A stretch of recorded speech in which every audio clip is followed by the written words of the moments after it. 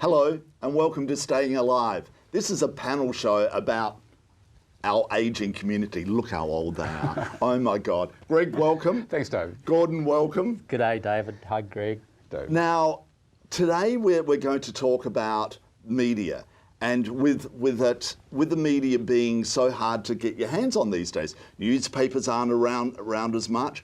And the truth. How do you find out the real truth these days within the media? Greg, what's your thoughts? I'm really concerned about this because we risk having a young generation moving up that their only concept of news is to get that first grab that comes out on Google or first grab that comes out on MSN, God willing, non-MSN. Lovely show, I'm sure, but that's not the news. That's just someone's take on the news. How do you then fact check? How do you then compare and contrast? Where's the validity that we have been taught to apply to information we get? Yep. Well, I'm on Gay Google News, Google Gay News, whatever you want to call it. And they is that an app or do you do it? No, it's on my computer at home. Right. I've had it for years, and they go all around the world with different stuff, and it comes from different newspapers, Huffington Post, San Diego News, and all these sort of things. And they'll tell you what's happening in the gay world around the world, and quite frequently stuff from Australia is stuck there as well. You know, with this equal marriage and the bit that we've been going through with that. And that gets reported on Gay Google News, and it's quite legitimate news because it's being downloaded off newspapers that have been reporting this stuff. Yeah. So that's quite a good place to find it, as far as I'm concerned. Absolutely, and I think more and more, but with a lot of ageing population, they don't want to use computers. You're very, very good at it.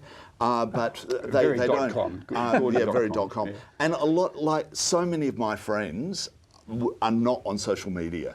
And I can't believe it because it's one way that I'm keeping in touch with my friends. I'm from interstate, from my friends and family from interstate and people around the world. And I've got closer to them because of social media. And also I follow a lot, I register with apps with newspapers around the world. I go to a cafe every day and read the newspaper, both our newspapers, because I love information. I'm driven by information, and I'm hungry for it. But it's sometimes getting very hard if you're not, like one of these people with a. Do you use your a phone to find out information? No, I don't. I have a paper delivered every morning, and I read the paper from cover to cover. Your first 10 minutes is unwrapping the cellophane. No. I've got a very quick, easy way to use it. Because I'm a painter, I see the colour change, so you know where the line is. You see the tone change. But what about how news changes during the day? Oh yes, it does. Well, I usually have if I'm at home, I'll have the radio going, and we'll get the news from whatever station I'm listening to. Yep. I don't take much notice of. I don't get much notice on my phone. I'd get very little news on my phone. I use my phone as a camera. That's it, and sending messages. I'm not an app person. Yeah. Well, because like Twitter, for instance. I follow a lot of people from ABC. And I get information, and all of a sudden they're telling me something major's happened in the world. So I will then go into my phone and find it. I love it. Well, I combine Twitter with my ABC. I mean, I listen to the ABC, and you hear the 6:30 news.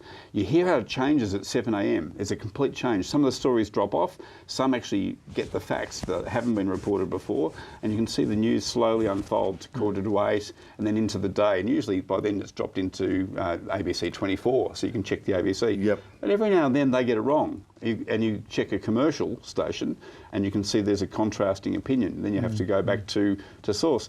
But it mightn't be till 24 hours later when the Age newspaper is out, or that Herald Sun just before you put it on the birdcage floor. When that's out, you can actually check that the TV stations, the ABC radio, may not have got it right. And the print media have got it right, done more fact-checking, done better journalism, and actually put it to press with the facts involved in it. Well, I listen to my first news is 5 o'clock in the morning, and it comes from Sydney, and it's terribly Sydney-centric. There's very little about Melbourne at that hour of the morning. I find it really difficult. I've lived in Sydney twice, and I don't have anything against Sydney. I've got a lot of dear friends there. But everything they do is too much about what happens in Sydney. And that's why I watch ABC breakfast news, the TV Well, news. by the time I'm up and going. Well, Virginia Trioli, I've got the hots for her anyway. awesome. She's Fantastic broadcaster. amazing. You're going to And- change for Virginia? No, but I'd get close to it. I had to stop and think. But it is really fantastic. But do you know what? Sometimes people will either text into them or tweet to them, and they will tell them about something that happened. And in the next half hour, they will do a story on it. So that they often miss things. But we three have the time to explore that, to check, to work you through. make time, Greg. I don't think You young make time. people have that time. Oh, yes, it's the you do. immediacy, it's the moment, and if they run with what's presented for them, they may miss the facts. If they don't return to it and just check the facts. Yeah. It's about education as well. But that's the problem with news, of course, is a 20-second grab. Everything's 20-second grab. That's all it is. You get the grab, but you then have to go and find it somewhere else to get the complete story, which is the thing. Yeah, and often the headlines can be quite misleading when you read into a story. It's, that's the thing that fascinates me. I go, really? And then you read the article and go, oh, hold on, that's a really bad headline. And also, if you're reading the newspaper, you can usually read the first 3 paragraphs and get the whole story. True. The rest of it is just fill up, cover the page full, And repeating themselves. Yes. I know a lot of journalists, and because of what has happened and the internet, and they've sacked so many journalists at the newspapers, is that they're not. They actually, a lot of them say nowadays is that it's crap journalism now. Do you know, as a card-carrying journalist myself, a few weeks ago we had the 40th anniversary of the Dili massacre in East Timor. Yep. And I reflected then, if we had the quality of journalism then that we don't have today, because they've sacked them all, the Age has very few journalists left,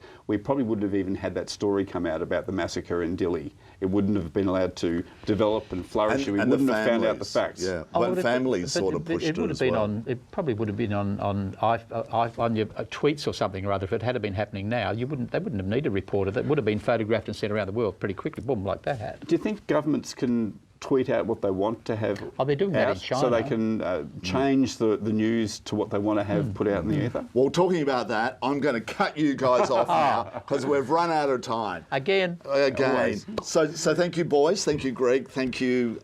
What's his name again? Gordon. Gordon. That's right. I've got to remember his name. I think I'm the oldest, but he's got the Early amnesia. onset, David. Early onset. You've been watching Staying Alive. See you next time.